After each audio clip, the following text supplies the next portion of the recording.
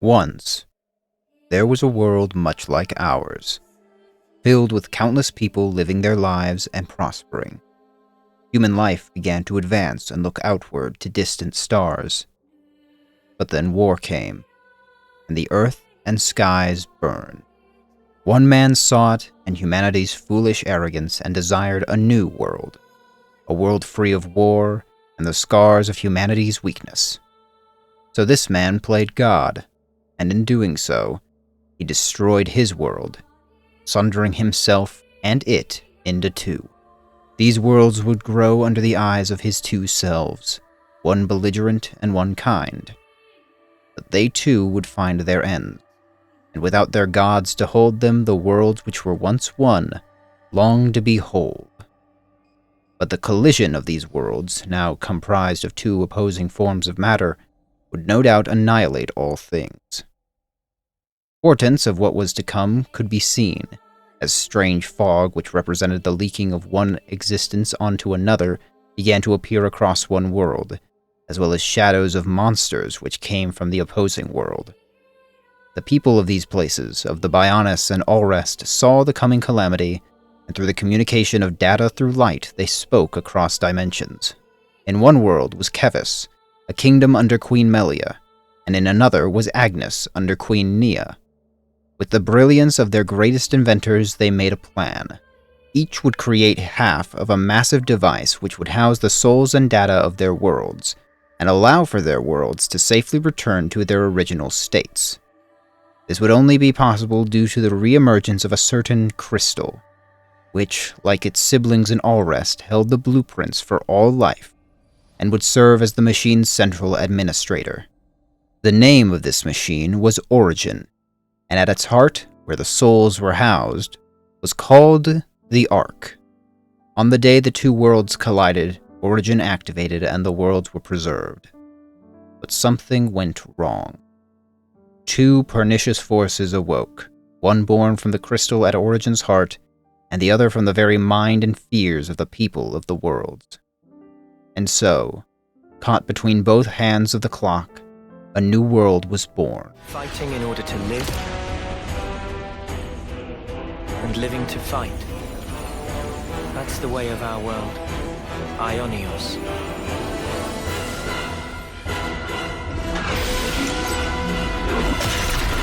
Cruel irony that it should mean eternity.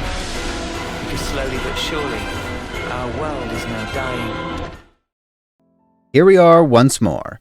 I am the Hearth Guy, and this is Xenoblade Chronicles 3 and Aionios, the perfect dystopia. Xenoblade 3 is both a storytelling, thematic, and emotional culmination of everything built by the past two games. And for those who know or paid attention through my other analyses, each entry centers its themes around different points in time. 1 was the future, 2 was the past, and naturally 3 covers the present, and the challenges of moving on and stepping into the unknown.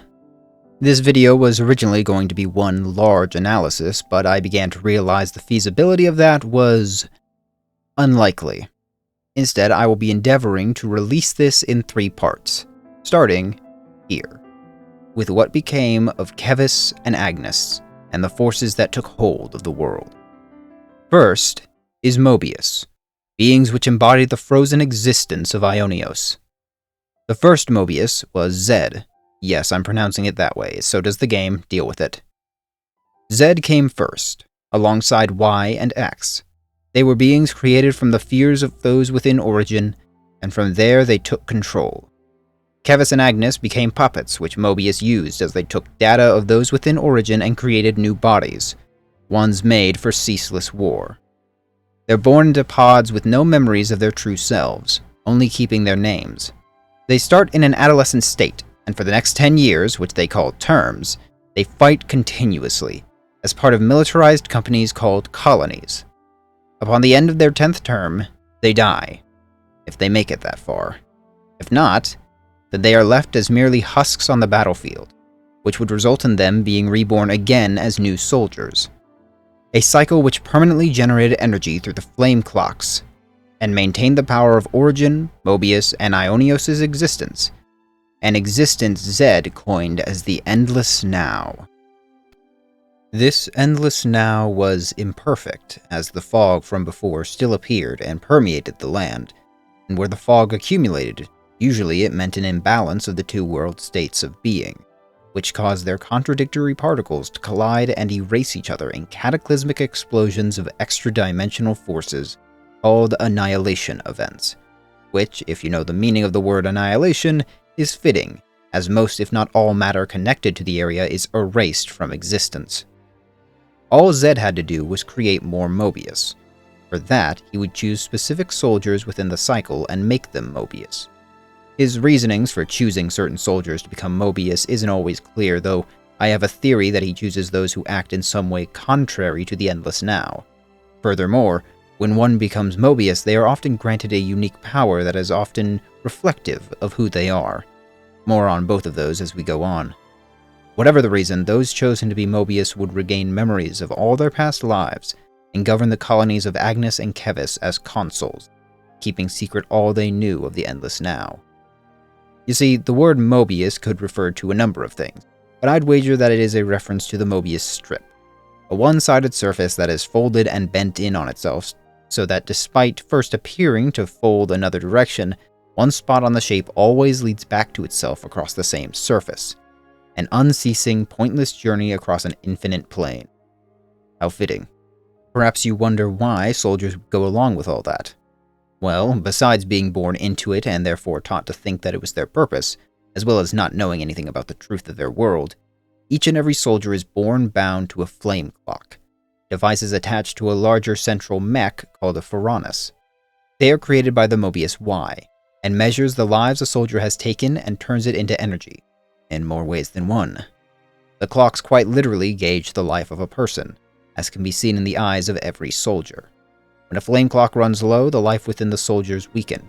It also suppresses natural instincts within their souls, concepts of aging, attraction, love, and the like. They're all totally foreign so long as the flame clock burns, further dehumanizing them.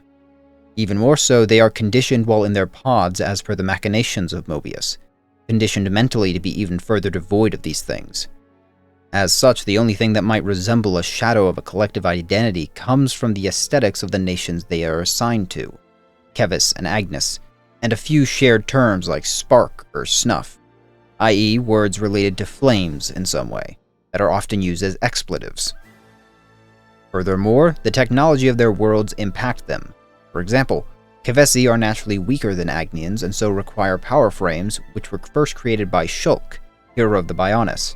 Meanwhile, Agnians by and large all have core crystals within them, either because they are blades or they are descended from blades in some way.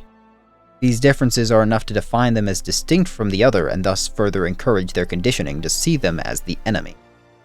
So, they fight their enemy, Kevis against Agnes, taking the flames of the fallen in order to live.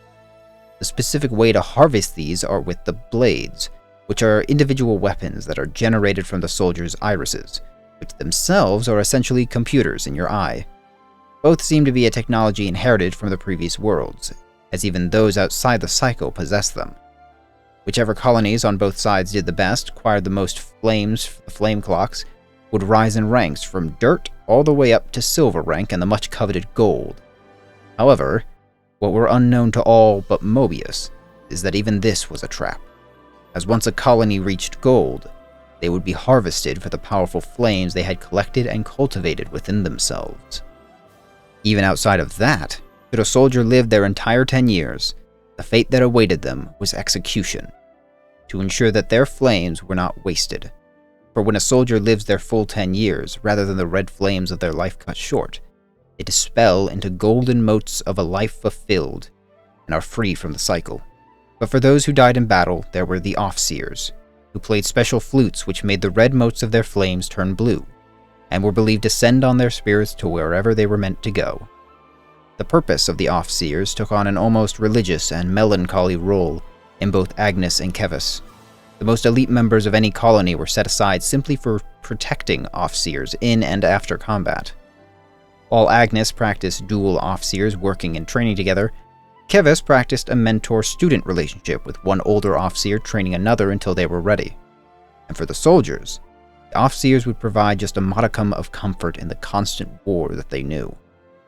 Queens Nia and Melia, who occupied a rare niche in existence that left them outside of Origin and therefore beyond Mobius' cycle, were immediately on the back foot.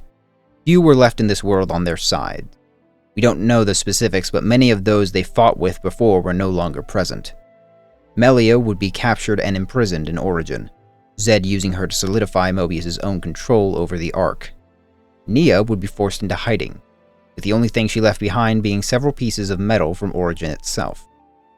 Origin metal has a unique state of being due to Origin housing the souls of two worlds and directly maintaining the world state. As such, Origin metal could also house the souls of others, as well as their intents and their wills. If Mobius was powered and made manifest by the fears of the unknown and desires for an endless now, then the opposite feelings could also be transmitted by the souls within Origin. The Sword of Origin, also called Lucky Seven, housed the soul of Fiora, who in turn was once the vessel of Maneth, god of the Mechanis, and the other was the Sword of the End, which housed the soul of Logos, once known as Malos, a being capable of bringing oblivion onto anything. Within the world of Aionios, created as it was from souls and emotions, existence is a bit of a metaphorical thing. Therefore, some beings take shapes based upon either their character or as a reflection of their thoughts and characteristics. Some will appear as themselves in the flesh, and some will take the form of objects which embody their wills.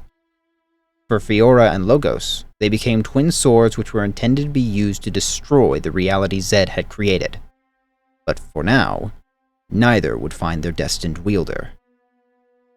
Also created, although incomplete, were the Ouroboros stones, made with Origin metal and attuned by Nia's core crystal. They were meant to awaken power within a target with a certain aptitude, and then resonate that power with another who came from the opposite world. Sounds like blades from Allrest, huh? It was by this power that they were meant to directly rival Mobius. But the power was, as I said, incomplete, and Melia was captured, leaving Nia to go into hiding and eventually a deep slumber to conserve energy, preventing her from completing them alone. For now, they would simply activate an enhancing power within a person, similar to that which was an almost literal shadow of what Mobius could accomplish. Still, it was something, and it was strong enough to crack a Mobius's core, which houses their being. Also, somewhere along the way, the Ouroboros gauntlets came to be, which were able to summon the same Ouroboros power, and like an Ouroboros stone, could awaken it in others. Within these were something special all its own. This left two heroes from the Bionis and Mechanis to carry the weight of the few remaining from the old worlds, who weren't trapped in the Mobius cycle. Rex and Shulk gathered those they could as the Liberators, hoping to fight and destroy Mobius. Kind of. We'll get to that. Meanwhile, they were not the only ones doing so. Remember what I said about soldiers just going along with how things were done? Well, not all of them did that. Some of them got it into their heads that fighting each other for no better reason than the hot pink wearing bozos up top said so was stupid, and started breaking away. You again might ask how they could do that, when the whole flame clock thing had them tied by the throat. Turns out there was one way to do that. Perhaps obviously, the answer is by destroying the flame clock, freeing the colony connected to it. Easier said than done, of course, as only the strongest blades can actually do it, namely the swords of Origin and the End, and the blades of Shulk and Rex, which mirror the weapons they used in their own worlds, and were likely enhanced by Origin metal. Either way, even with the clocks broken, 10 years is all they have, but it's a start. Some of these soldiers, somehow learning part of the truth of the world, perhaps from Nia before her departure, find an Ouroboros stone and unlock it. Among them were a man and a woman, one from Kevis, one from Agnes. Despite it all, they found each other and learned to love each other. Their names were Noah and Mio. Even though Mio had mere months to live, they dared to face Mobius, with Ouroboros and the Sword of the End, which Noah inexplicably had. With these gifts, they challenged Zed. And then they died. So impotent. Did you really think you could stem the tide with the paltry power that you possess? Oh, you who floats in the currents, you must yield, abandon all you are. They who stood against Mobius were returned to the eternal flow, but more would take their place in time. Among them were a man and a woman, one from Kevis and one from Agnes. Noah and Mio, without knowledge of the past, met and loved and fought again. Even though Mio had mere days left to live, they stood up to free their world. And then they died.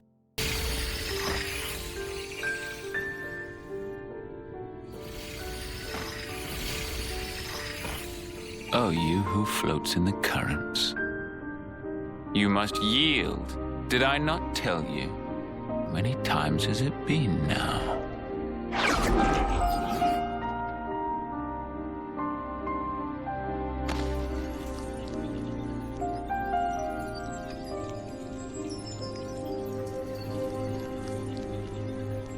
Leo. Please, no. I can't.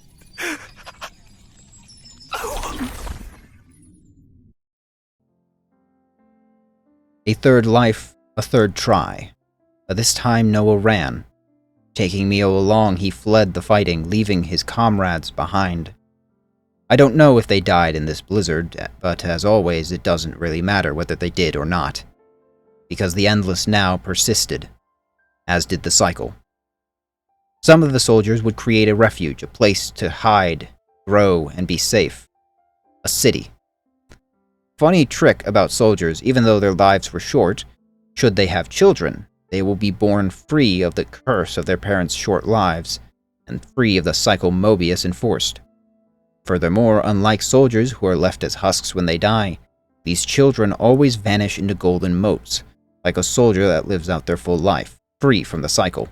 From them, the city would be built, most especially thanks to two.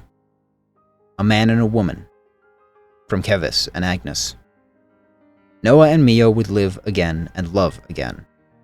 From that love came a son, who was born free of their burdens. But as with every turn of the wheel, Mio was destined to go first. This time, peacefully, she hopes the future will be kind to her son, as her life runs out and she finally escapes. And Noah would not be long after her, as the spark of his life ran out, leaving his son, Gondor, alone. He gives Gondor words of encouragement, telling him to keep going and to make plenty of friends. And then, his clock stops. This time, like Mio, living out his life and preparing to be free alongside her. Or so he thought. Again, Noah and Zed would meet, but this time, Zed would have an offer. To earn his place in the Endless Now, to have an eternity with her. It would betray everything Noah had believed in, every one of his lives. But Mio was right there. Have you never prayed that time would simply stop? Have you wished the now would last forever? Your two lives, thriving and persisting far beyond homecoming, surpassing the system of the world. I was fascinated, even beguiled by you. My name is Zed, the ruler of this world. I shall grant your desire.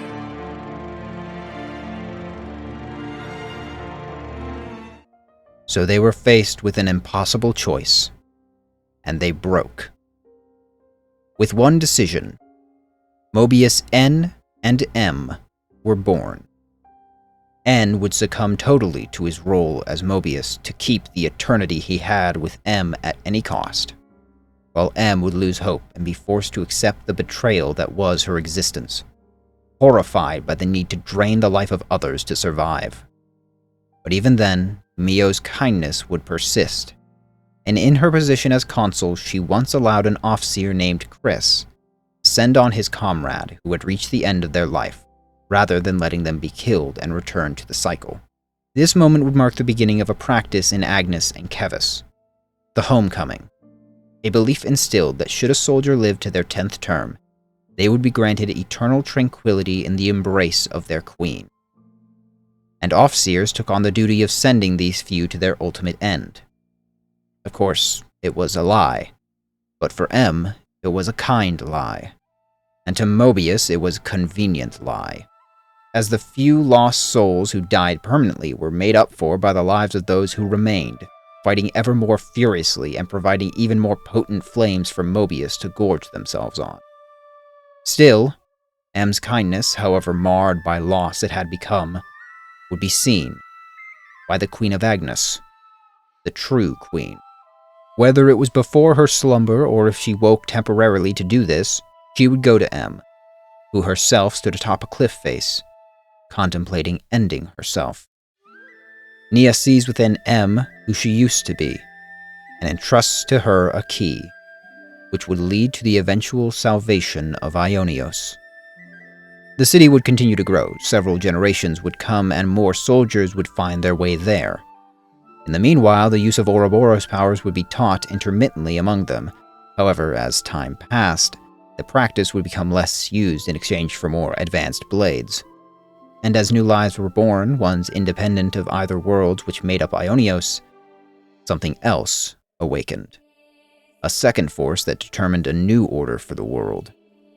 Born from the crystal at the heart and mind of Origin, it called itself Alpha.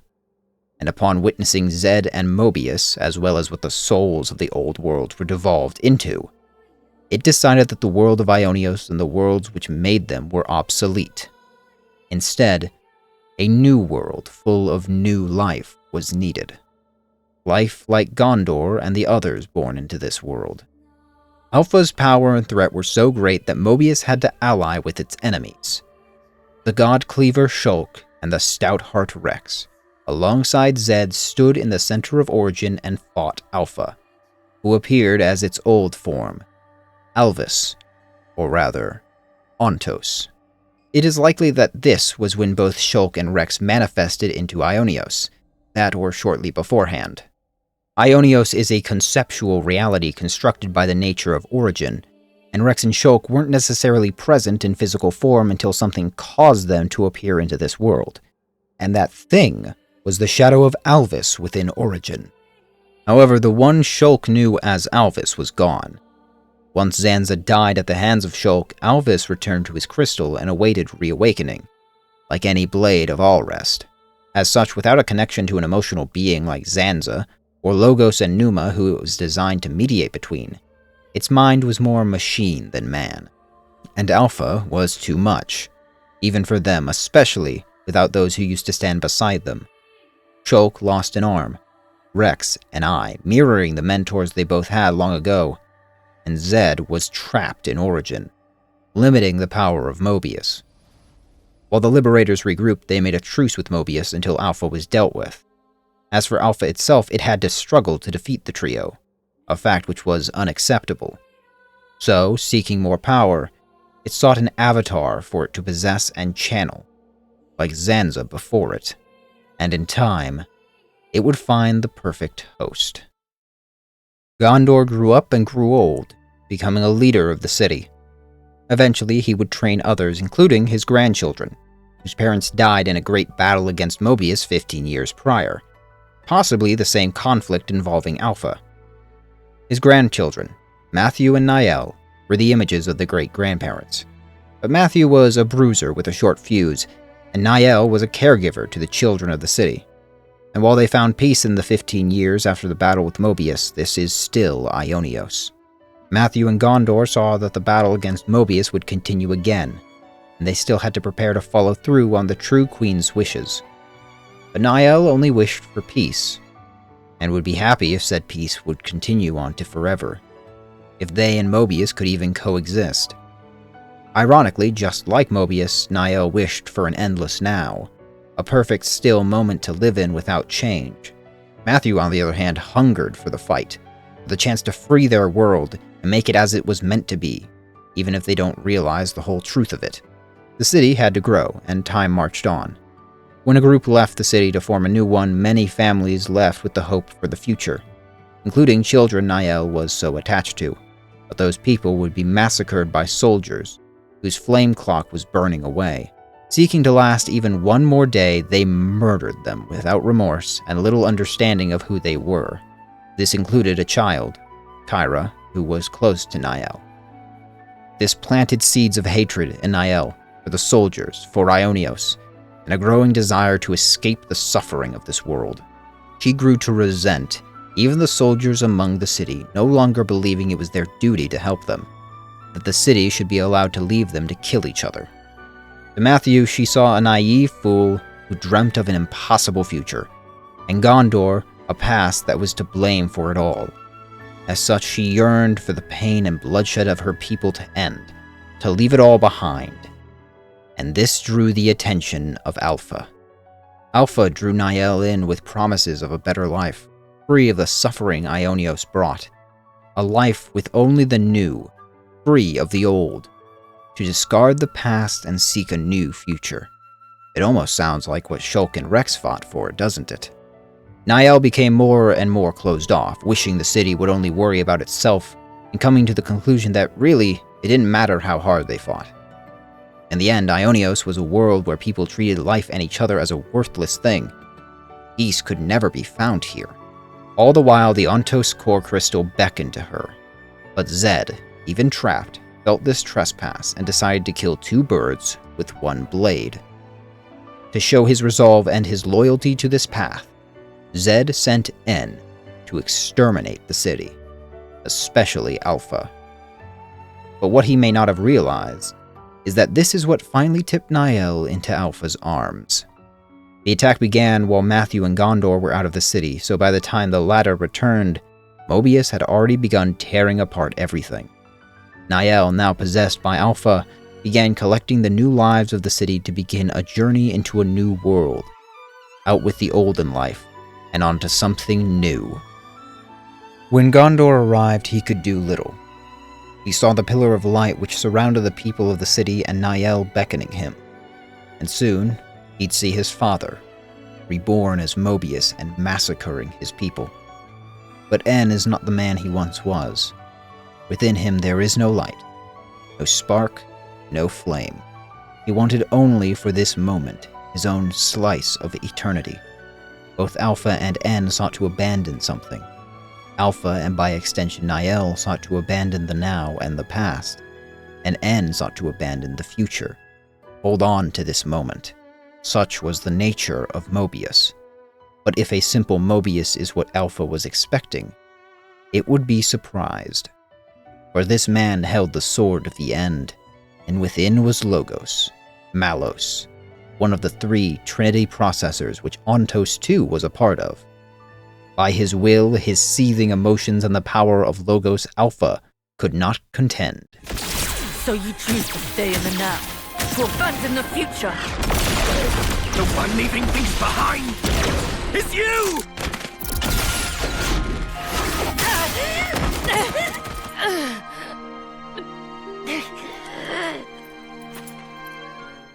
As he watched, Gondor's decades of training with Ouroboros came to nothing, as he was unable to act against his father or his granddaughter, neither of them the people he once knew. Such was the tragedy of Gondor, losing the people he loved to something unrecognizable. Even so, he refused to let N kill Niall. Gondor loves his family, which includes his father, and he would do anything for them. He pleads with his father that this isn't what he or Mio wants, that she'd want him to let go of it, of this moment, of the possibility that he could still lose her. But N has taken this burden upon himself and will carry it, whether M wants to or not. As Matthew arrives, he arrives too late, and Gondor passes on the future to him. With the last of his strength, he channels his Ouroboros power, and amplified by the Sword of the End buried in his gut, he lunges at Niall. The ensuing blast is enough to level the city almost completely, leaving the smoldering wreckage behind, as M learns too late what N has done. But Gondor's last act would not be fruitless. Matthew and some others would survive the destruction of the city, and some survivors would be found by the Liberators, who learned of the catastrophe here. As for Matthew, he would be found near dead by a passerby, one who called herself A. Matthew didn't bother to ask many questions as he was simply happy to be alive and was naturally trusting, so it's good that A was indeed someone to be trusted.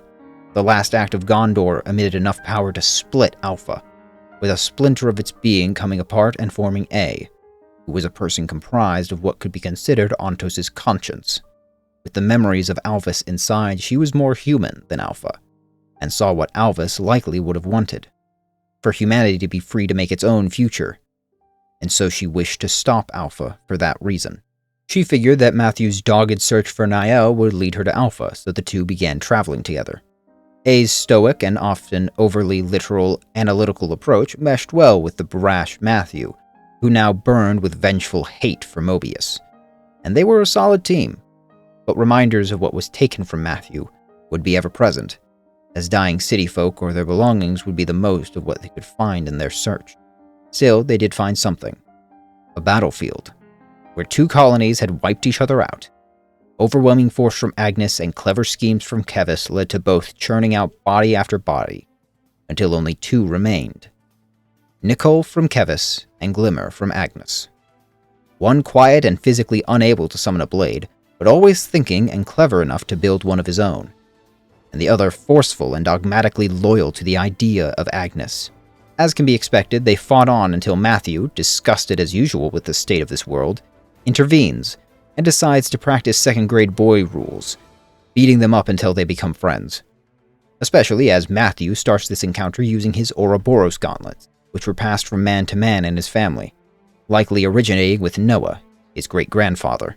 This interference, however, attracts two Mobius, and unfortunately for them, Matthew is a main character that is very not fond of Mobius, and A was a god-slaying sword in a past life, so you can probably guess how that ends for them. But as I mentioned, Glimmer is loyal to Agnes and attacks Matthew in response, even as A kills both Mobius effortlessly and proceeds to cut apart their flame clocks for good measure. After all that, Glimmer and Nicole are exhausted from the sudden disconnect from their flame clocks. Glimmer doesn't lose the will to fight, though, and it takes A and Matthew basically putting them in timeout to keep her from immediately stabbing Nicole. Matthew tries to convince them that they don't have to fight anymore, and Nicole, lacking the drive to fight at all, is all for it. But Glimmer, well, that would mean the loss of her whole purpose. Glimmer lived her life for the chance to return home, to be worthy of returning to her queen in glory. But that was taken from her now, and she could only blame Matthew and A. So even when she can see the cracks in the world she knew, she still yearns for the purpose she had, which prompts her to make a break for it when she can. A allows her to leave, perhaps because she wants to respect her choice, or more likely, since she was once the Monado, and therefore she sees the future laid out, and she knows what will come of this. Still, she's dead meat if a colony finds her clockless, so Matthew, A, and now Nicole race after her. Nicole doesn't really know what he's doing anymore, but seeing as he doesn't have much of a life in Kevis anymore, he's tagging along. He proves himself useful, however, with his technical know-how and willingness to learn, especially about Ouroboros powers. Not to mention, considering Matthew is basically flashing the bat signal to Mobius every time he uses it, his more low-key energy is probably keeping A from stabbing someone. On the other hand, Matthew does serve to uplift Nicole, who is in a constant state of feeling down about his personal weaknesses. Again, he's incapable of summoning a blade himself, which is why he had to make what he has now. So he feels inadequate compared to those around him, exacerbated by the fact that now he has Matthew, who killed Mobius, to compare to. Matthew, meanwhile, tells Nicole that now he too holds the Ouroboros power, and so is capable of everything Matthew is. That regardless of what he thinks, he isn't a burden to anyone. All while certain eyes follow their movement. But while Nicole adapts to his changing circumstances fluidly, even going so far as to empathize with Glimmer, who tried to murder him twice so far, Glimmer is less adept towards change. Her world gets even more shaken when she runs into some unfamiliar faces, who seem like city folk at first, but in truth, they're led by someone much older than even the city itself. Shulk and his protege, Panacea, who is without a doubt the daughter of Rhine and Sharla, sort of but not really hold Glimmer prisoner and learn about Matthew and A from her. Naturally, the news about someone who could destroy a flame clock and wield Ouroboros power is interesting to a man older than Aionios. Glimmer, though, has no patience for it, and when she has the chance, she alerts a nearby Agnian colony and knocks out her guards, yet again running away from the truth and back into the arms of her captors. Back into the arms of the comfortable lie she's always known. But she isn't welcomed by a colony, only a Pharaonis and its consul, who attempts to disintegrate her without hesitation. Glimmer is confused and betrayed by a figure that once represented the very order which she dedicated herself to, who now tries to kill her on the spot. Because, for a Mobius, a freed soldier is worse than a dead soldier. At least a dead one could serve to fuel them. At least a dead one could offer some meager power. But a freed soldier? They're wasted space. It's good for Glimmer that the arrival of a Pharaonis draws attention, and both groups, Matthews and Shulk's, race to it. The latter arrives in time to save Glimmer and tries to defuse the situation by reminding the consul of the ceasefire between their factions. But this consul isn't following Zed's orders, not now that two of his comrades have been killed. It's nice to see Mobius caring about each other, huh? Don't get used to it.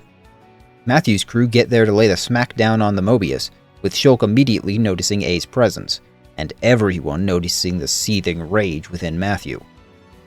With more problems popping up, the Mobius calls in some backup. A second Pharaonis. A Kavesi Pharaonis. Yet another crack in the reality Glimmer once believed in, as one consul commands weapons from both sides. After all, one consul can easily pull double duty. The two colonies are on the opposite sides. That consul still had a job to do, and he uses his power to fuse himself with the two Pharaonises, doubling theirs and his output.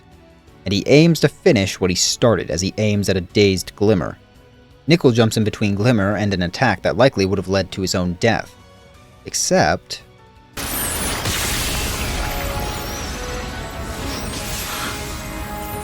I like your attitude, kiddo. Huh? Leave it to Uncle Rex.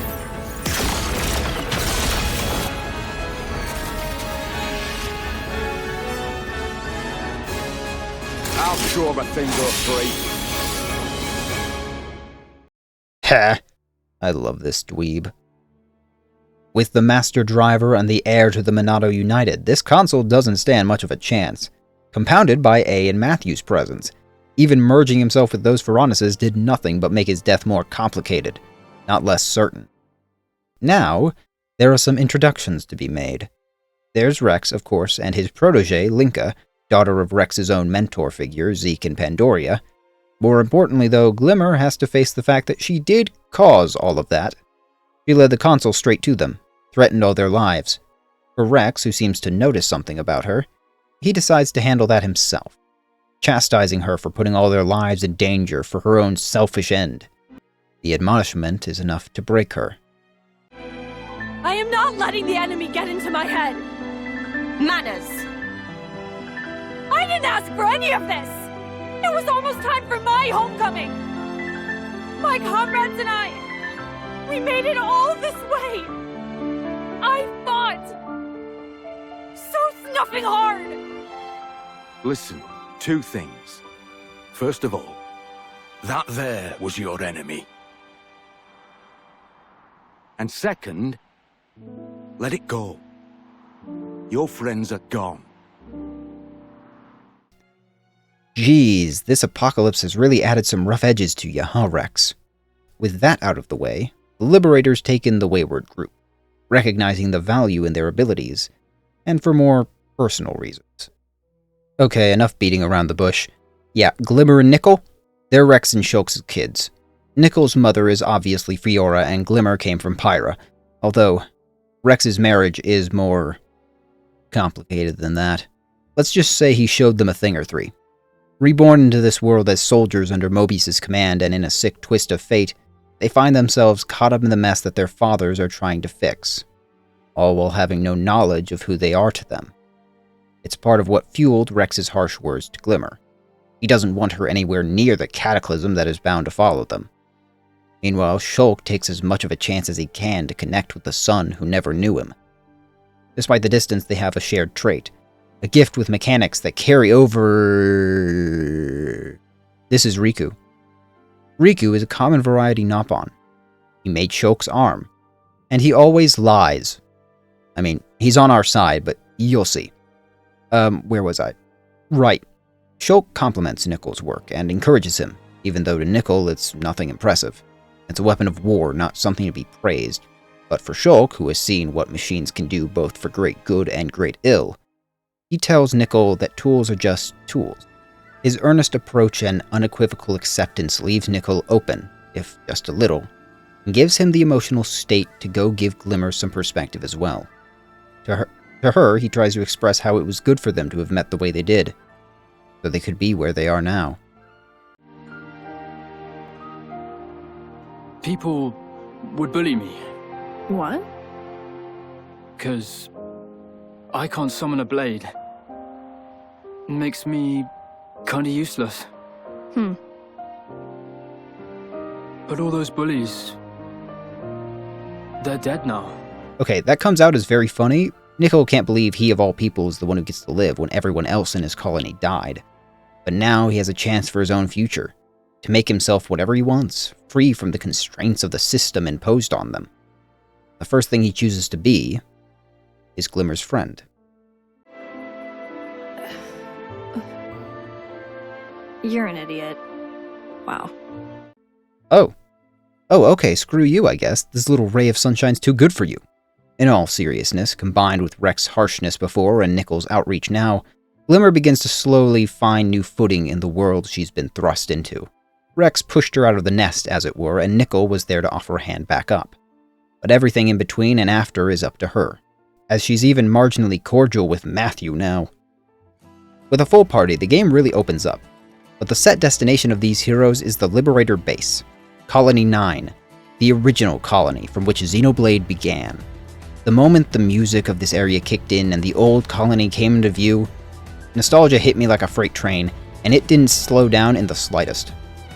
The sights and sounds of Colony 9 reflect back to what could be considered a simpler time, both in real life from when Xenoblade Chronicles was a standalone subject, and from in the story itself, before the rise of Mobius and Aionios. The decrepit buildings with ramshackle living spaces tucked in, as the Liberators try to make the best of it, sells the feeling of a lost home that they're struggling to reclaim, further informing the player to how bad things really are for them. If they were on the Advance, they wouldn't be living in actual broken down buildings and being forced to plow fields within the colony grounds. Said fields are plowed by former soldiers now, set free by Rex and Shulk, learning for themselves for the first time the ability to grow something, to make something beyond what they already know.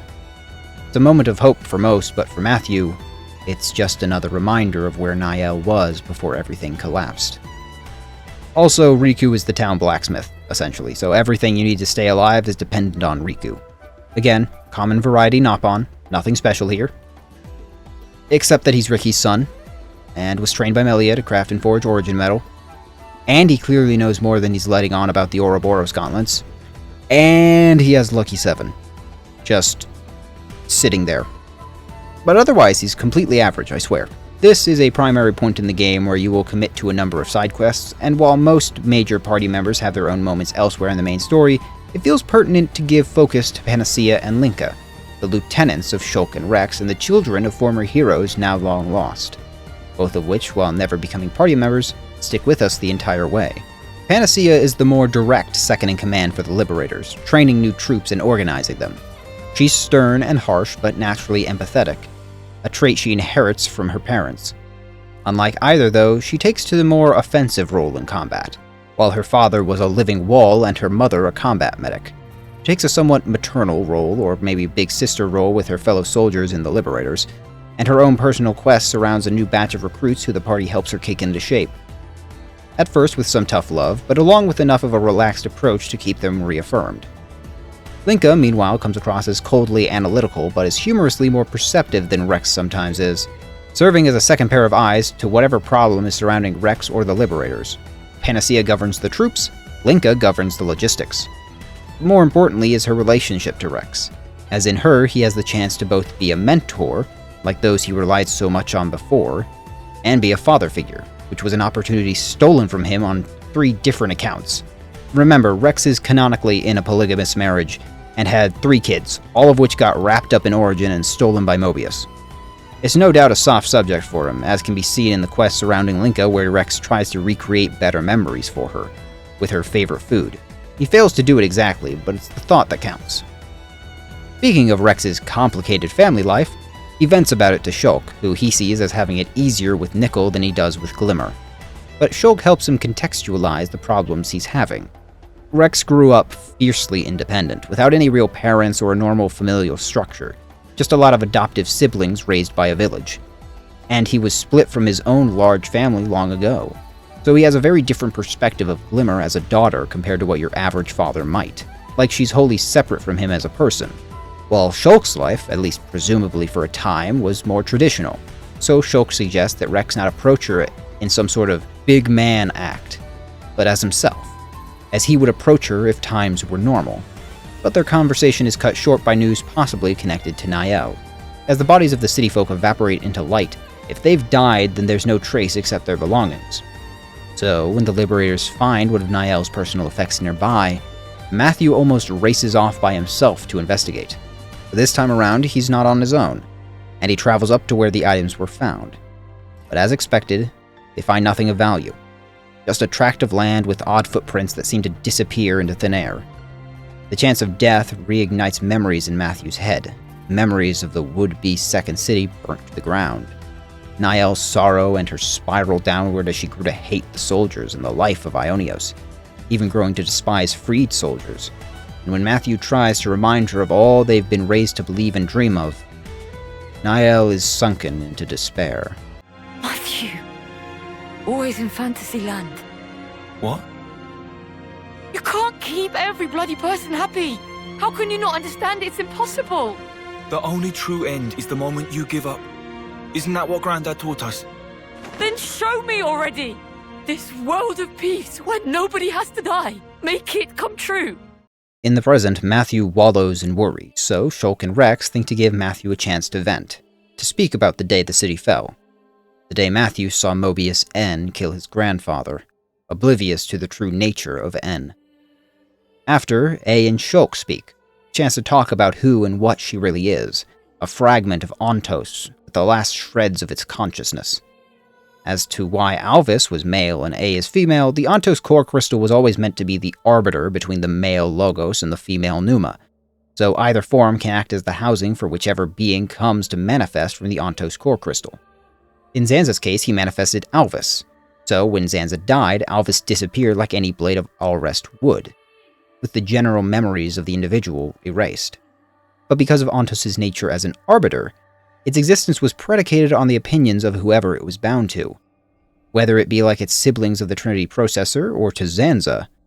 Without such a tie, and instead bound to the swirling mass of souls in origin, Ontos was largely a machine. In the moment that Gondor, by N's power, separated A from Alpha, a new awakening occurred, perhaps by the resonance of those two in concurrence with Alvis's memories. In that way, A is the way she is due to Gondor and N, much like how Alvis was the way he was due to Zanza and perhaps even Shulk and Mayneth, who also had their own Monados. But now, Alpha needs more power, to exude control on the world, and for that it needs an avatar, like Zanza did with Shulk. And that avatar is Niall.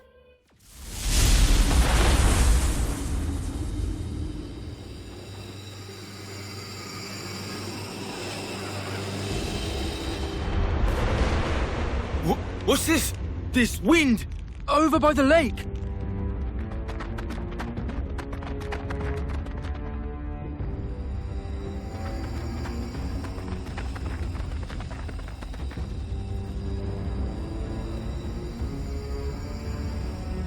I've come to fetch you, Matthew.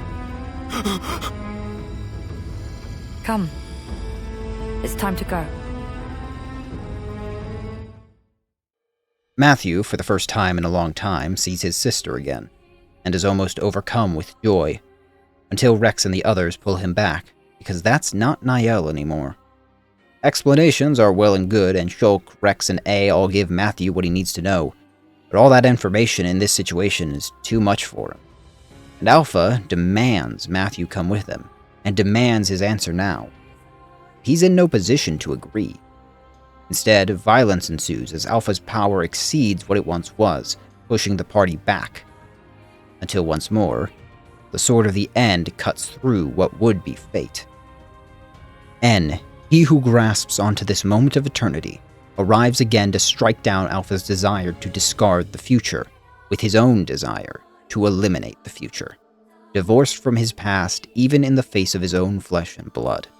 Matthew stands in his way, trying to save Niall, but even together they are not equal to the abyssal will of the Golden Consul, the man who wields the Endbringer. With the power of Malos equal and counterbalanced to Ontos, En is able to crack the core crystal of Ontos embedded in Niall, but he is halted by Matthew again, who awakens to a previously untapped potential within Ouroboros, which is enough to push En back, if only a bit. A stops Matthew, however, from continuing, and prompts En to reveal the truth. His origin as a man once named Noah, his great-grandfather. Alpha/Niall acknowledges that En's emotions, his force of will, is greater than their own, and that he has bought them some time. So Alpha agrees to wait for them. It vanishes, and from the peak of the still-continuing prison island, site of the ancient rites of rebirth performed by Zanza, Alpha summons Origin into view. That is where Alpha will wait, for Matthew and En both. While everyone with eyes are looking and freaking out about Origin appearing in the sky, Matthew's attention is on the man in front of him, his flesh and blood, who he wants to know why. What? Eternity. Sorry? My due, in return for protecting this world, Zed promised me eternity. An eternal present in which to abide.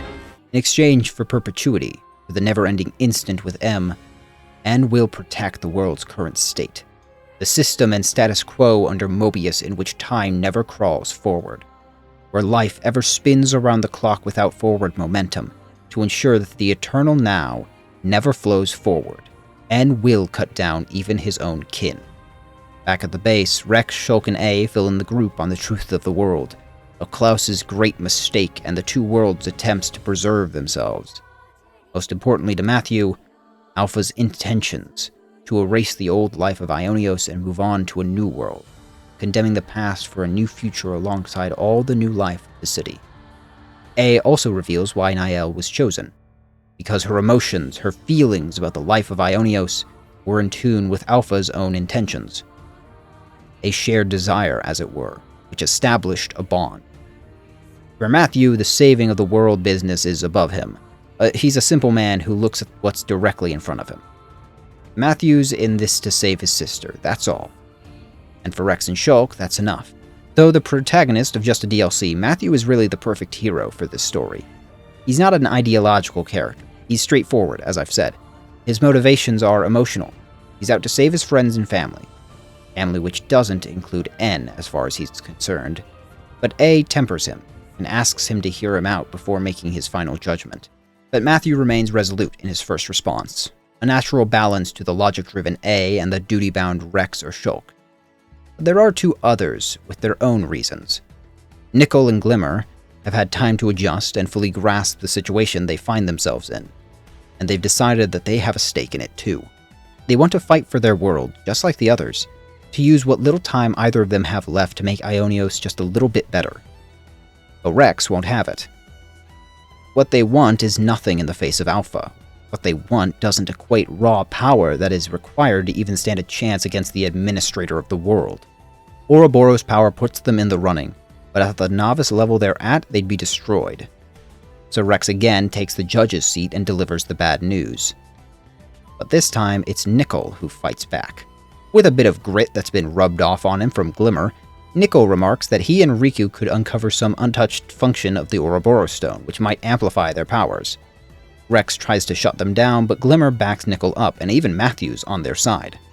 Matthew knows what it feels like to be helpless, but more importantly, after the time they've spent together, with them growing closer to each other and forming this little gang, Matthew was surprised and impressed by their conviction. During all this time, Shulk stands on the sidelines, knowing that this is all a lot more personal for Rex.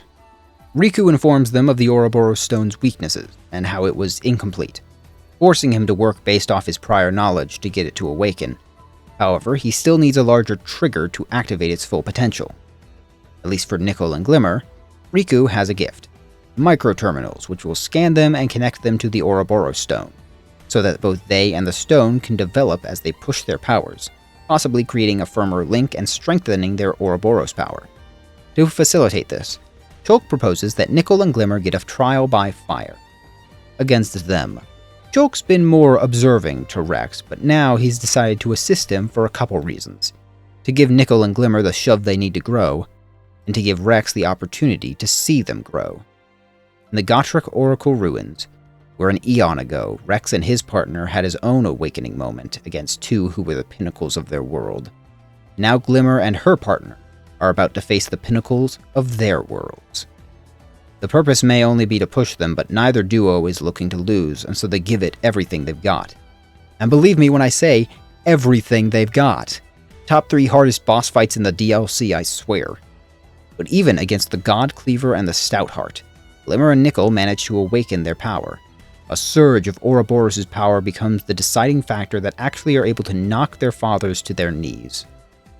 It's bittersweet for them, knowing that their children will be standing in harm's way, being proud to see them grow so tremendously. What also grew tremendously was the Ouroboros stone, which responded to their own power connecting to it. However, in this case, the two are glad to be able to celebrate such a moment with their children, even now, and it reaffirms their desire to change the cruel fate this world has in store for them, to ensure their lives are free from the shackles that Mobius has forced onto them, even if it costs them their lives. The day before their final expedition begins, Glimmer approaches Rex for 2 reasons. First, to thank him for saving her before and giving her a chance to make her own decision, to fight for her own choice. And second, to know why he fights. For Glimmer, who saw the problems of the world at large as wholly disconnected from her, especially now that she's separated from Agnes, she wants to know why he would stick his neck out for others. And Rex's answer is wholly Rex. Smiles, I guess. Smiles. If through my fighting, someone out there gets to smile, that's the kind of world I want to help create. Not to mention, he's got some vested interest in the fate of this world. Glimmer's come a long way since her start, emotionally closed off and distant, reliant upon the lies Mobius created for emotional and existential support, and seeking death as a source of meaning.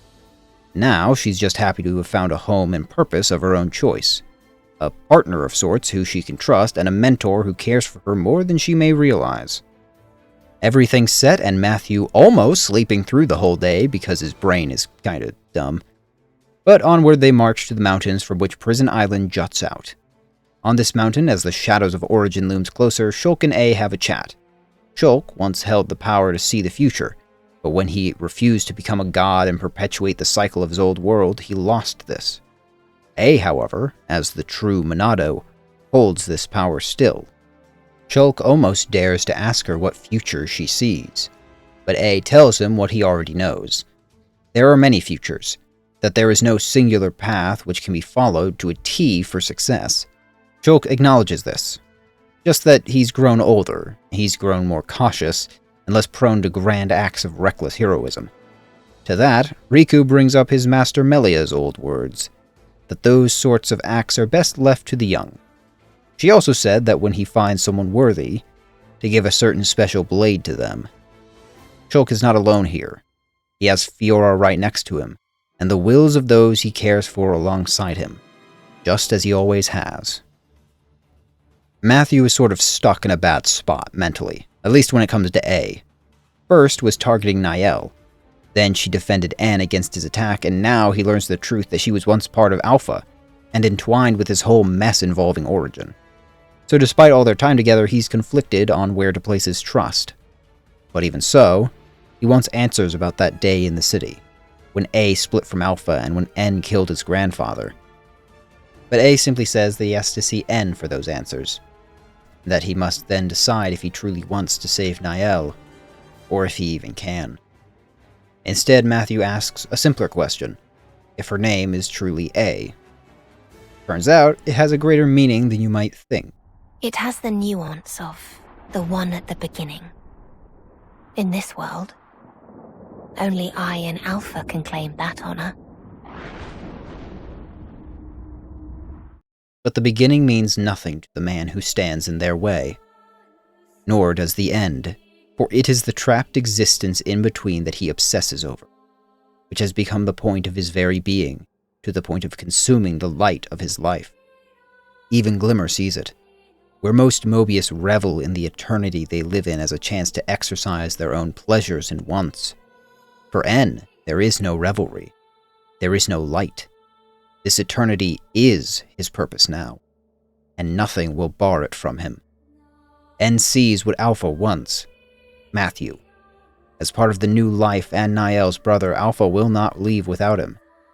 So it waits for his arrival, and N will not allow such a thing. Not even the barest chance that Matthew's presence could lead to Alpha's plan coming to fruition. In his own words, "In the current of the eternal flow, you need not justify the means. All is swallowed up. Everything." The fight against N is the most grueling in the DLC, even more so than the final boss, a testament to how powerful he really is. For the man who embodies the tenacity to grip tight the present and never let it go, he will prevent any forward progress unless you can truly best him. Even when you do, you don't, really. The party is able to push him back just a bit, but even all together they only manage to equal him. But in a moment of unintentional collision, Matthew's Ouroboros power strikes N's Sword of the End in the shadow of origin, and memories awaken. The memories buried within reveal the truth of that day, the day the city fell, the day N slew his own son, and the burden he carried within. Did she want this too? You don't need to know. The burden is mine alone to bear. N did care. Some flickering part inside still held on, until his very own son was dying on his blade. But still, he saw determination in Gondor and respected his final act, even though he now worked to kill his own blood. For N, in his heart, is despair, an unbridled surrender to the cruelty of the world, letting go and joining the very system that maintains the world's endless cycle so that he may have his own piece of eternity. He can see that the city and its people represented the future, and as such were power to Alpha. So to snuff out Alpha's power, he had to snuff out the city. To N, he even believed that he acted as Gondor desired, but Matthew doesn't accept that. Are you really that much of an idiot? It's not just us, you know. It's your ass as well. It's all of that and more that he meant. And if you can't get that into your head, you're about the dumbest bastard there is. Matthew. Let's go. I don't have time for his idiocy. If he tries a stunt like that again, I'll just sock him another one. This was a family matter, through and through. End of story. Ah! What? N? I've been waiting, brother dear.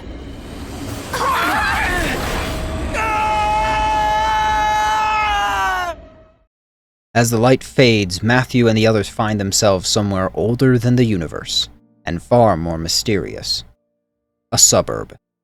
And in sight is a city bigger than any settlement anywhere in either of their worlds, and a tower that rises above it all.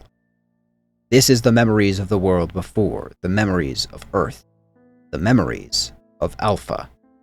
It's here they find Niall playing piano and waiting for them. Niall excitedly tells Matthew all about the peaceful home they could have here, the future promised to her by Alpha. And no, I'm not even touching the radio and all it's saying. That is way above my pay grade. The irony of this scene is that Niall has spent the story telling Matthew that his dream of saving Aionios is fantasy, something impossible in the world they live in, and yet Niall now dwells in a false memory of the past, a past that has already seen its destruction. A approaches Niall and shows her the truth, the inevitable decline and desolation that befell the world Alpha tempts her with, and the fact of human nature. Even when they created a world of technological wonders, humanity ever searched beyond, pushing the limits of their world and eventually breaking it, just as Klaus did. Niall doesn't want to hear it. She shuts her ears and tries to place blame at the feet of the soldiers of Aionios for their butchery and the violence they're forced to live in. But Matthew claps back on her victim blaming. They were forced into that life. They never chose to become slaves to Mobius' system for the world, and discarding them all based off something they can't control would ultimately make her no better than Mobius. Mobius is the ones who crafted the nightmarish world they find themselves in. Now Niall wants to place all the blame upon the people forced to live in it? Matthew sees through that crap. Their lives are thanks to the soldiers, the ones who dared to fight back, to free themselves for a better life. But Alpha just wants to build a world and a life off what's already failed, by giving humanity the same world and assuming they'll do better this time, rather than moving on with the knowledge and burdens of the past as their guide.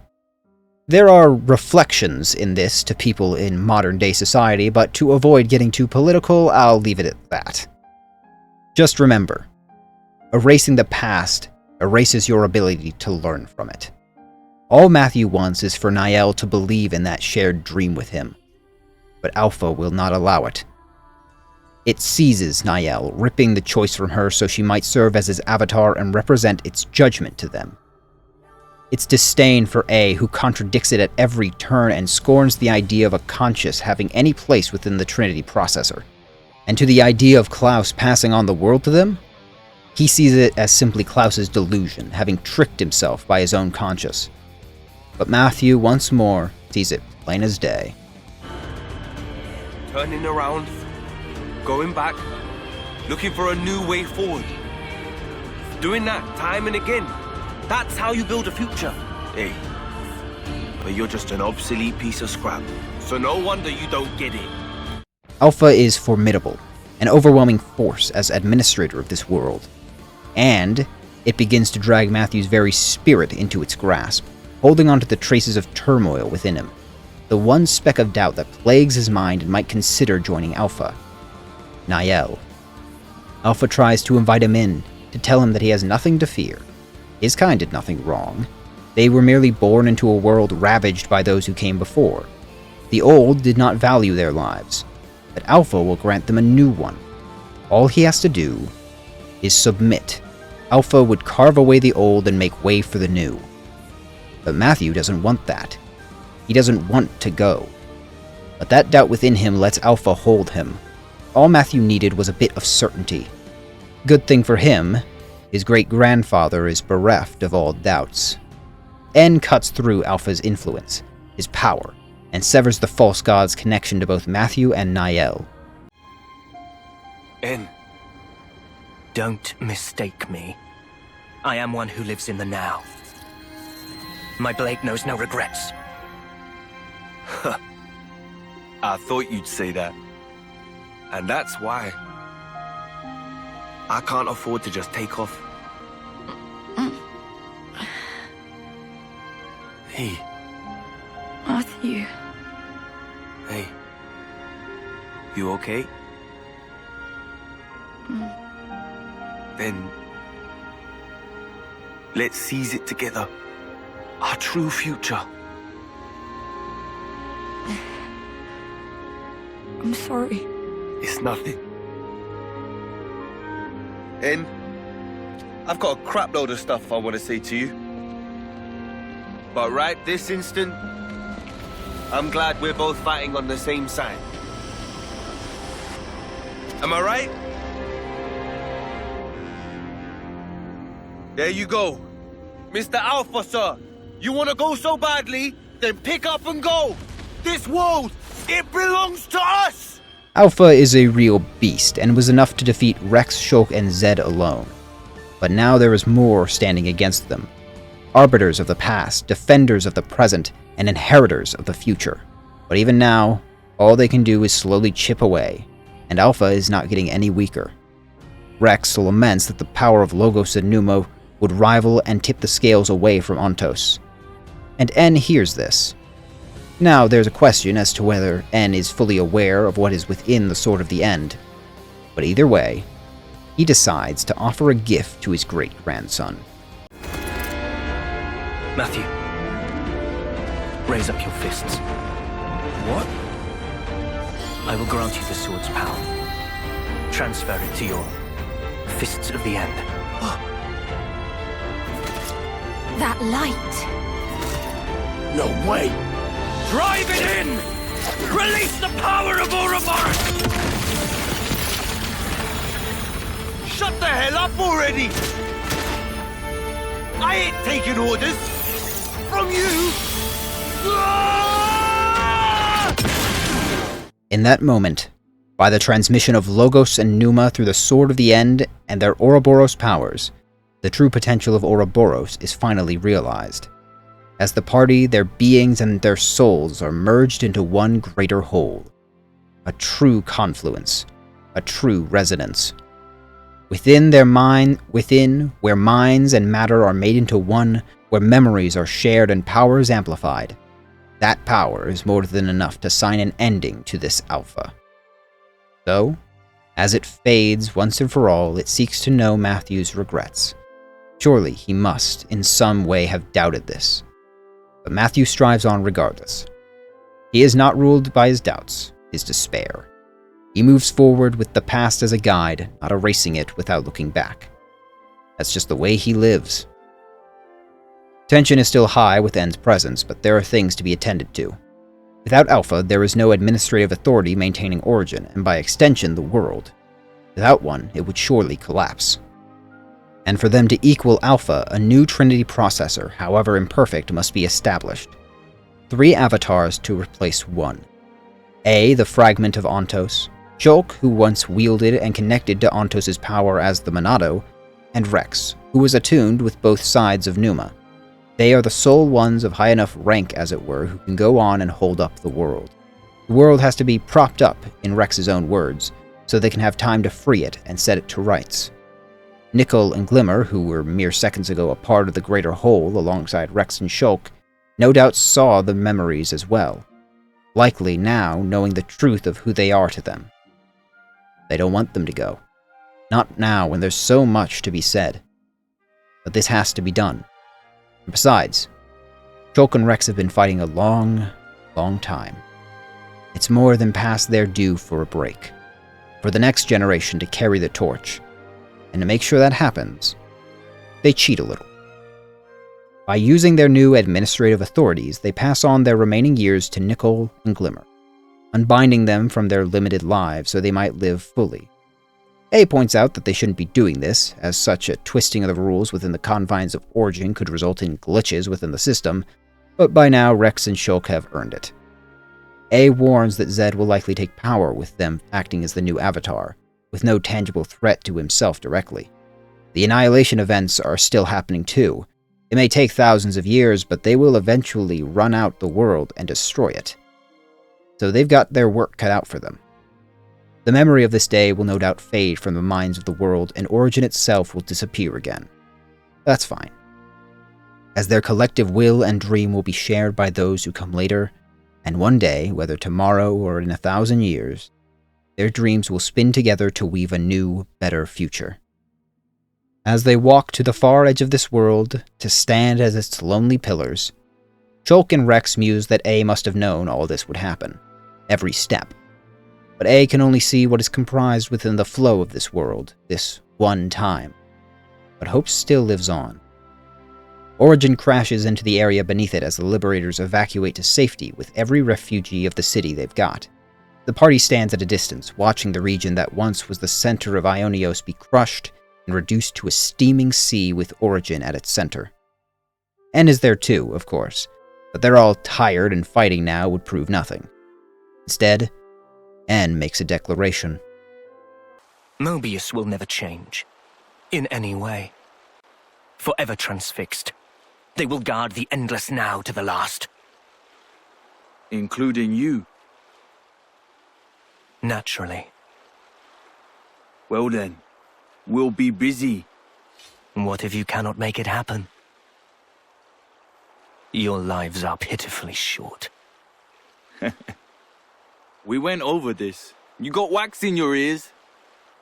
If I can't, someone else will, down the line.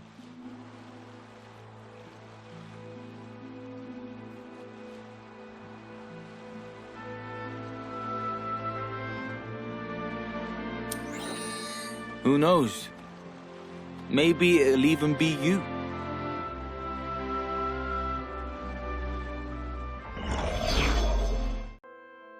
Some time passes, and work to rebuild has begun.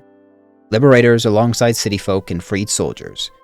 Riku and Nickel work on the Ouroboros stone to replicate what En and Matthew did against Alpha, albeit with a limited result.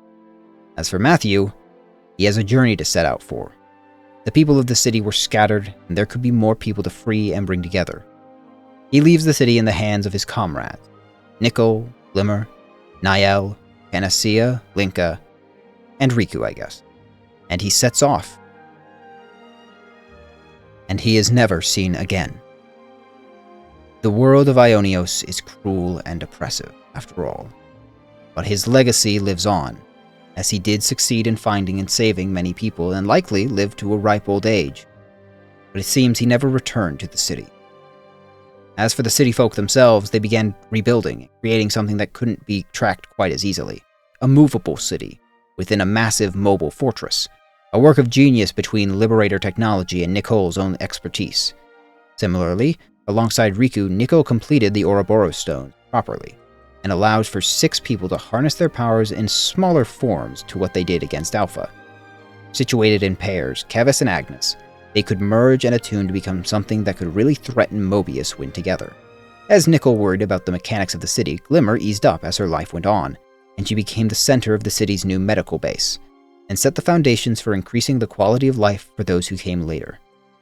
Panacea and Linka likely kept up as leaders of the Liberators, who took on the name the Lost Numbers as the city's primary defense force.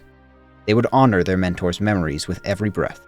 As for Niall, though she never saw her brother again, she worked rigorously to establish the government of the city, creating new laws to maintain peace and security for her descendants. And I do mean descendants literally. All these guys found people to hook up with and have kids. In time, they would be considered the 7 founders, and their descendants would be treated as members of esteemed houses. These would be the houses of Ortiz for Nicole, Rhodes for Glimmer, Cassini for Linka, Reed for Panacea, Doyle for Niall, and Vandam for Matthew, because while Matthew would disappear, his descendants would find the city again centuries later and rejoin, bringing their traditions of combat and their drive to defeat Mobius. Oh, and the 7th founder? Yeah, that's Riku. He helped create the Founder's weapons, helped perfect the Ouroboros stone, and was a trusted friend of Melia and Shulk, though he was honored as such. As for Riku's fate, he always meant to finish the work on the Ouroboros stone, but soon enough it was done and he insisted his memory as the 7th Founder be erased, and he left the city and disappeared. Because he had a plan. He insinuated himself into the lines of Kevis and waited. Waited for the day he knew a certain someone may appear as worthy of the Sword of Origin. Lucky 7. Maybe Riku already knew, or maybe he knew he'd know it when he knew it, but that day would be a long, long time to come. As the Endless Now continues its course, as the Annihilation events continued and ground the world away little by little, and Mobius seized total control and fought to exterminate all of the city. One day, Riku would find the destined heir, because just like Matthew said 1,000 years ago, Who knows? Maybe it'll even be you. Thank you for watching, and apologies if you were hoping for the full 3-hour breakdown in one video. I swear I'll make a cut of it once this is done, but for my own sake and to maintain an upload schedule, I figured this would be the safest solution. Xenoblade Chronicles 3 is a behemoth, even compared to the other 2 games, and I already had a lot to say about them. But as you can no doubt guess, we'll be getting into the main game next time, and that has even deeper stuff to get into. It will likely have to be split into 2 parts as well, just because of how dense this one game is.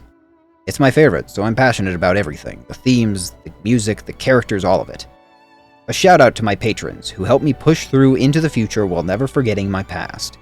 You're all truly wonderful, and I appreciate your support. As always, my Patreon or YouTube memberships exist for anyone interested in supporting the channel more directly. But just liking, commenting, subscribing, or sharing all do wonders. Even just viewing does so much for me, so thanks. As ever, I am the Hearth Guy, and I will see you all next time, around the hearth. Oh, by the way, as per the rules of the world, Nopon are outside the flow and therefore immortal. Have fun with that!